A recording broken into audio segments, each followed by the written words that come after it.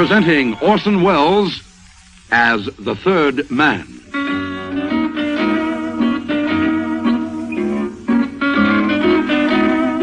The Lives of Harry Lime. The fabulous stories of the immortal character, originally created in the motion picture The Third Man, with zither music by Anton Karas.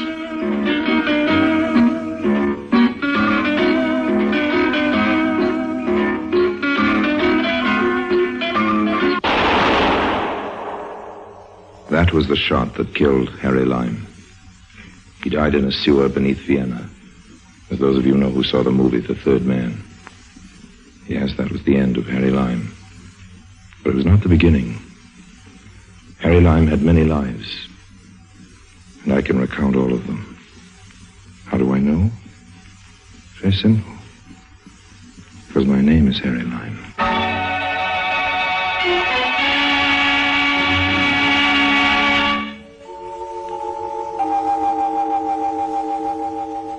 I was down on my luck, way down, scraping the bottom. A couple of deals had fallen through, and I found myself in Paris with a lot of time on my hands and only the price of a beer in my pocket. I was spending my time and the money at Fouquet's, not because the beer is any cheaper at Fouquet's, but because, well, you meet a nicer class of people there, and besides, they let you read the newspapers free. So I was reading a newspaper when I came on the advertisement. One of those classified ads in the personal column. It was addressed to Harry Lime. Harry Lime being me, I read on with some interest. There was no signature, no address. Mr. Harry Lime, it said, will find a business opportunity of an extremely profitable nature in the city of Tangier. Now, I might have thought this was one of the boys trying to hustle me out of Paris or just trying to be funny, except that the advertisement mentioned the city of Tangier. Now, why Tangier? There are very few places in the world I haven't been to, and Tangier just happened at the time to be one of them. Also, Tangier, as everybody knows, is full of money, and I couldn't imagine anybody wanting to send me there right in the heart of the free gold area, where every second address is a bank and every second person's an international operator just for a gag. Probably more chances in Tangier to grab a fast buck than you'll find in the world today. So I was inclined to take the ad a little seriously. Of course, it might have been a police trap. There are cops in countries all over the globe busy looking for me. Some of them are just sharp enough to try to pull me in on a queer come-on like that. But the truth is that one of the only cities left where they don't happen to want me for what's known as questioning is the port of Tangier. And that's what sold me. There's just one complication. My beer was finished, and with it, my financial resources. How to raise the price of the ticket.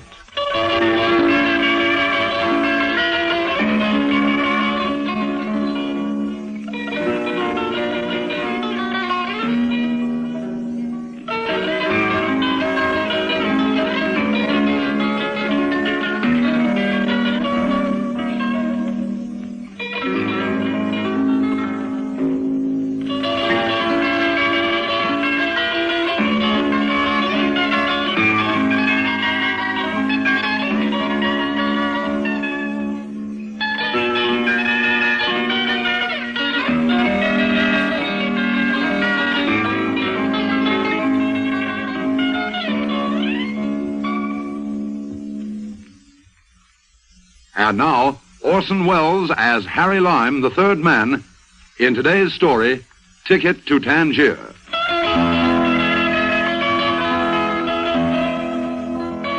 While I was brooding about how to raise the price of the ticket to Tangier, my eye happened to wander down the personal column of the newspaper, and a little below the advertisement addressed to me was this: Gentlemen traveling to Tangier. A visit to the desk of the porter of the Lancaster Hotel on Rue de Berry will repay any businessman planning a visit to Tangier who can whistle a certain tune. Well, of course, that didn't have to be Harry Lime, but there's a song I'm fond of, one I've been whistling for years. Anybody who knew about me might know about that song. Anyway, what could I lose? Went over to the hotel and approached the concierge. Bonjour. Good afternoon. Good afternoon, monsieur. What can I do for you? Well, I don't quite know that you can do anything. You happen to read the Paris edition of the Herald Tribune? No, monsieur. I prefer to follow the news in my own language, but we have copies of the paper you mentioned for sale. No, thanks. I've seen it. Perhaps monsieur is calling for someone in the hotel, one of the guests. Whom shall I announce? Harry Lime. Perhaps I should have asked you first who it is you are coming to see. Now that I couldn't tell you. Just tell me this. Do you like to whistle? I am a lover of music, monsieur, but I do not whistle. No.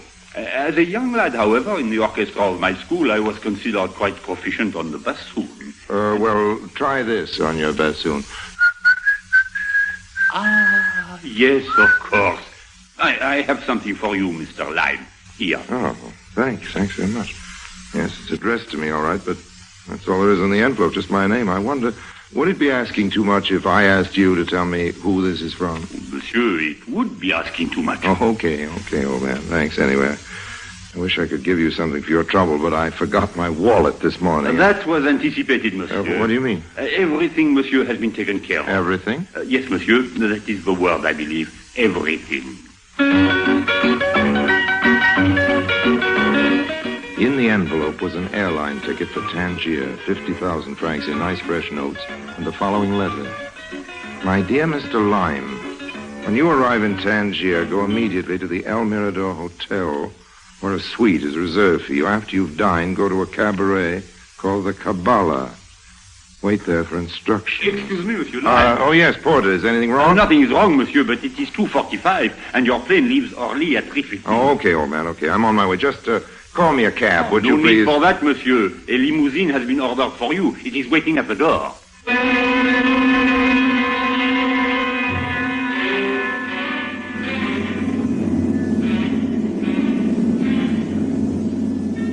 It was a very pleasant trip with a very attractive hostess on board. Are you quite comfortable, Mr. Lyon? Oh, yes, I'm fine, thanks. Isn't there anything you like? Well, I'd like to know what you're doing tonight after we land. I mean, wouldn't you like some more coffee or maybe a pillow? I know what you mean, and you know what I meant. Tangier is a very interesting city. First there's the Arabs and the Casbah and all that, and then there's the modern European city. It's an international port, of course, with 14 different countries in control, but of course you know that. Yes, I've heard tell of it. I guess you're making fun of me. You're a businessman. You've probably been to Tangier many times. Well, let me take that up point by point. I'm not a businessman. I've never been to Tangier, and I wouldn't dream of making fun of you. Just answer me one question. I go back on a return flight at 6 in the morning, Mr. Lyon, and I'm sleeping. You haven't answered the question besides my name isn't Mr. Lyon. Oh, that's what it says on the manifest. My name is Harry. Have you ever been to a nightclub in Tangier called the Kabbalah? Why, yes, I have. You have what? Yes, I have, Harry. Is it a nice nightclub? It's the best in town. That's good. Glad you like it. I've reserved a table for us, okay? Fasten your safety belt. We're coming in.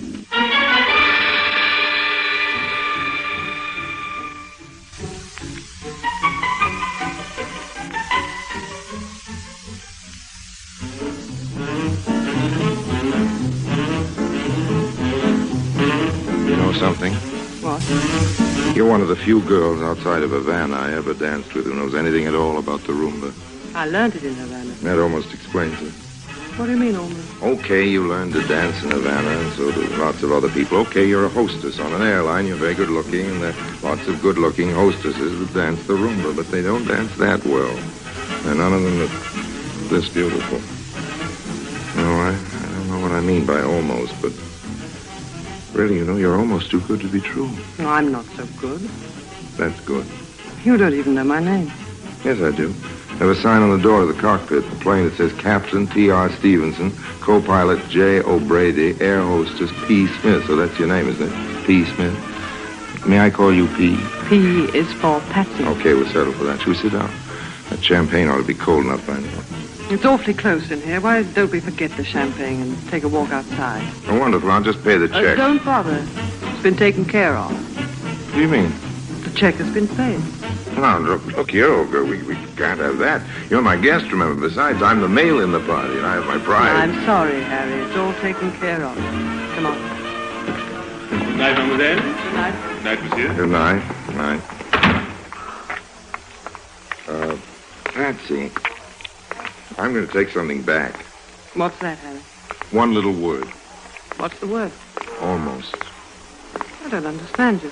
Well, I used it describing you, but it doesn't fit. The word almost could never be applied to you. Whatever you are, that's what you are completely. You couldn't be almost anything. You're wrong, Harry. Almost is just the word for me. Among other things, I'm almost very rich.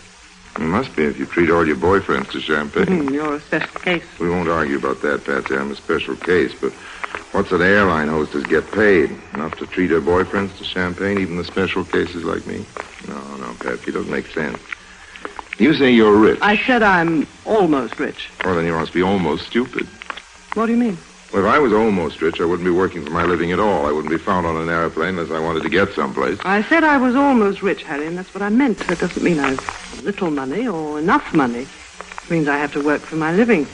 I took this job to pay the rent and also because it brings me twice a week to Tangier. And what do you like about Tangier? A lot of international lawyers and private banks with streets full of American cars and grimy characters in nightshirts. Not very beautiful. As far as I can see it, it's a kind of Switzerland with Arabs. No, but it is beautiful, Harry, if you know the right places. Let me show you. All right. Taxi! You know the Villa Muggetti? The Villa Muggetti? Ah, yes, mademoiselle. Mademoiselle means the great palace on the hill. I know it well. Good. Get in, Harry. I'm going to show you how beautiful Tangier can be. The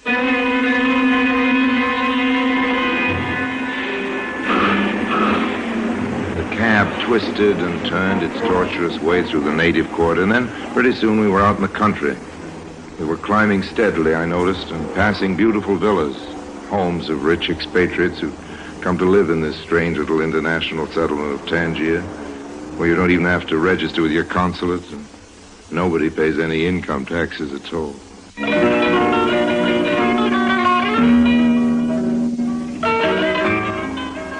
I think I neglected to mention that Patsy was beautiful. And if I did, believe me, I was understating the situation. She had gray eyes and that clear, powdery gold hair that makes you think of the ashes of angels' wings. I've known an awful lot of girls, but none of them I've ever laid eyes on would have given Patsy a worried moment. There may be better-looking airplane hostesses, but if there are, they're working for airlines on another planet.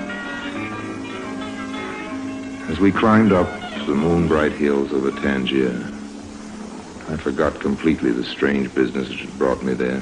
The advertisement in the paper, the airline ticket, and all the rest of it. I didn't care why I'd been sent for to Tangier. I didn't care who'd done it, or what he wanted from me. I adore kissing you. You do it very well. But we've come to our destination. No, so we have. Anyway, the cab stopped. When did that happen? About 5 minutes ago. Where are we? Well, there's the bay below us. Oh, very pretty it looks, too, with all the lights and moon on the water. No, not now, Harry. Please. You're very impatient. Now let's get out. Why? It's nice in here. It's nicer in the house. And that enormous place? Anyway, some kind of private mansion it must be. Sure we'll be welcome. Here, you take the key. The key? You mean... That's what I mean. You're my guest. Yes, but how? You've been my guest all along. Gentleman traveling to Tangier, a visit to the desk. But what do you You mean? whistled a tune, didn't you? Well, how do you know about it? I had a friend once who told me how fond you've always been of that music. No, I mean, how do you know about the ad in the paper? I ought to know. I paid for it. And my plane ticket. I got a reduction from the airline. Come in, Harry. Here's a flashlight. I've got something to show you.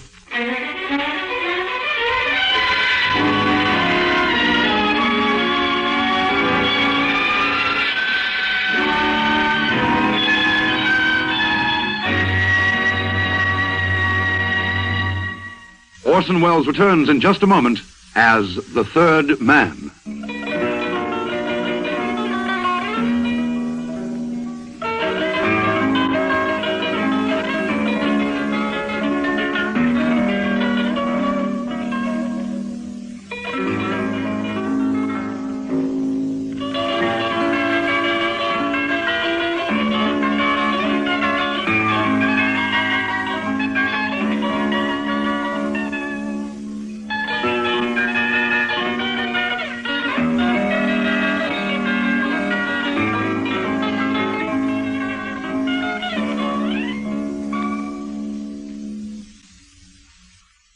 And now, Orson Welles, as the third man, continues with today's story, Ticket to Tangier.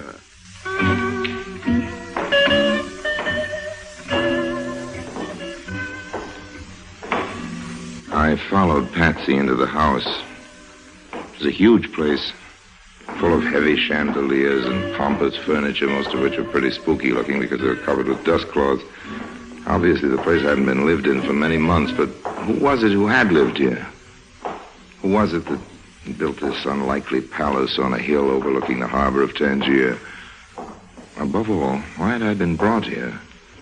Just who was P. Smith, air hostess, and what did she expect me to do about it? We made a tour of several chambers before I even started to get any answers. This way, Harry. Oh. Where are we now? This used to be a ballroom. Close the curtains, then we'll turn on the lights. Okay. You're sure they're tight shut all round? We don't want the police to come and start asking questions. You can say that again, honey. What have the cops got to do with you? Nothing, yet. I'll turn on the switch. See that? Huh? I see a piano, about 30 gilt chairs, a big rolled-up carpet, all very splendid and grand, but which particular item am I supposed to admire? The carpet. I'm not a connoisseur, Patsy, so if you brought me here to get an appraisal, I'm afraid we're both wasting our time. Nothing about carpets. Do you know about heroin? Yes. Heroin is a drug. It is nasty and habit-forming, and its sale is controlled by international law. Go on, tell me more. I don't know any more about heroin. Not anything to speak of. I don't use drugs, Miss Smith. But you sell them. I've just told you that the sale of heroin is controlled by law. Are you suggesting... I'm suggesting that there isn't much you don't know about breaking the law. Any law. You've got a point there. I won't try to deny that my knowledge of the subject isn't fairly extensive. Why do you think I sent for you? Why do you think I brought you here? You're Harry Lime, aren't you? Now stop kidding for a minute and let's get down to business. First of all, I think you better answer a few questions, Miss P. Smith, air hostess. That isn't necessary. Maybe not, sweetheart, but I'm the curious type. I like the facts before I take on a job, all of them. First of all, what's your racket? I haven't any racket. I'm an airline hostess. Yes, but why? Because it's a good job. Yes, because the run takes you to Tangier, am I right? That's partly right. Yes, but listen... What's your real name? What's it to you? We'll play it my way, sweetheart, and we aren't playing it at all. You must need me awful bad to take all this trouble to look me up and move me here. If you need me, you're going to cooperate. We'll start off with your real name and go on from there. Did you ever hear of a man named Mugetti? Mugetti? Rico Mugetti? Mm-hmm. Yes, I thought the name of this place was familiar. I met Rico once in Marseille. Another time in Casablanca. He comes from Corsica, isn't that right? He came from Corsica. You mean he's dead? Yes. I was his wife. Oh, I'm sorry. There's no need to be sorry for me. I killed Rico myself. Then I'm sorry for Rico. He wasn't a nice man, Harry. No, I guess he wasn't. I remember now. I once saw him blind a man with a broken wine glass. You're right. Rico wasn't a very nice man, but he was careless. How do you mean, careless? With his wives, anyway. A man has to watch himself when he starts playing with wives. Sometimes they're loaded. Why don't you stop kidding, just for a minute? What am I supposed to do? After all, there are only so many alternatives. I can make a joke about what you just told me, or congratulate you, or hand you to the cops. And now I think it's better if we treat it as a joke. So this is the notorious Harry Lime, the man no country can hold and who stops at nothing. You know what? I think you're actually shocked. Maybe I'm not Harry Lime at all. After all, an awful lot of people can whistle that song. You'd better be. I'd better be what, Love Boat? The original Harry Lime, not a facsimile? He doesn't like murder, Mrs. Mugetti. You say he stops at nothing. Well, believe you me, he stops at that. A, it's messy. B, it's silly. And C, there's no profit in it. Besides, Harry Lime's mother always told him not to go around killing people. She said it wasn't nice. You don't know the facts in the case, Harry. I was justified. Don't have to take my word for it. I guess I will at that. And now, Mrs. Mugetti, if you don't mind, why have you brought me all the way to Africa to this empty house? You say there's a lot of heroin in that rug. Do I take your word for that? You don't have to. You can look for yourself. I told you before, honey, I don't know anything about dope. You know people who do, don't you? People in Paris, in London, in New York. Not intimately. But you know how the drug traffic works. I don't. It was something new for Rico, some kind of big haul. He must have had a partner because he wouldn't have known how to dispose of it. It wasn't his line at all. It isn't mine either, honey. I keep telling you that. How do you know it's so valuable? He told me. I've been keeping it here in the house for months now. This airline job I have is perfect for smuggling the stuff, but I don't know who to take it to. I don't know what towns pay the best price. I don't know the names of the agents.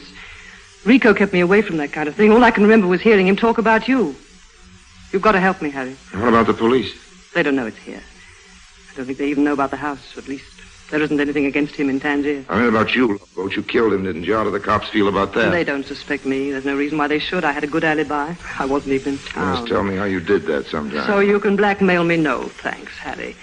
Let's keep our relationship on a nice, clean business level. Now, that's the way I like to hear you talk. Who are you? We'll talk about that later, Madame Mugetti.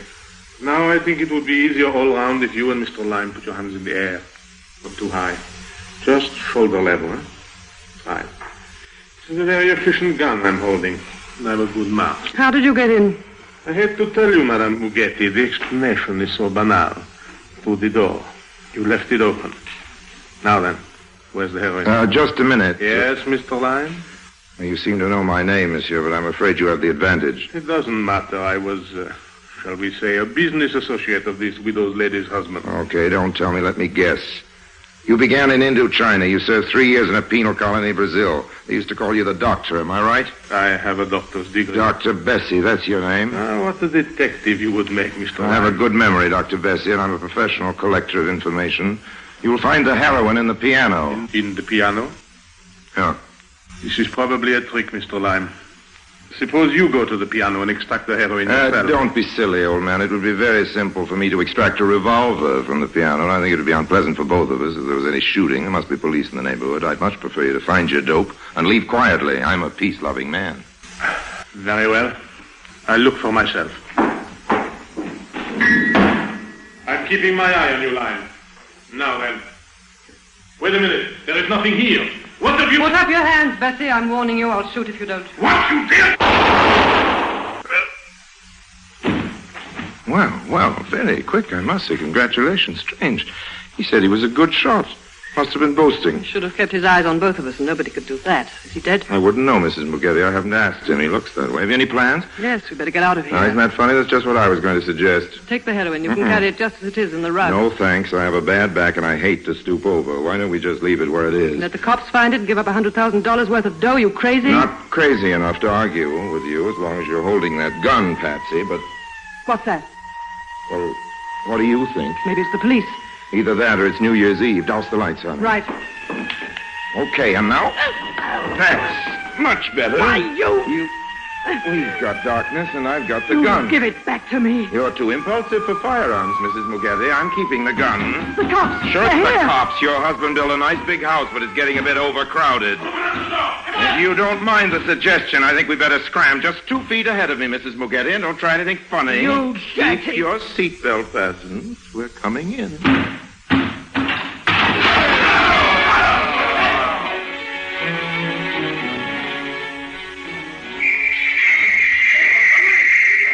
We made our way out through the garden. The cops were all over the place, and after a while it was clear that our only hope was in separating. Patsy, you go through the shrubbery. Keep straight on down the field till you get to town. You can, mister. Just keep going down the road. What about you? I'll make out all right. Yes, but what about the heroin? Heroin? There isn't any heroin in this story, Mrs. Mugetti. Just a hero. That's a joke, honey.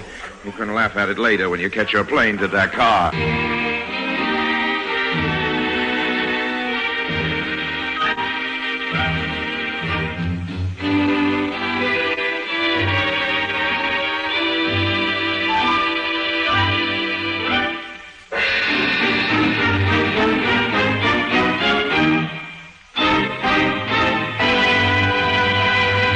Harry Lime returns in just a moment.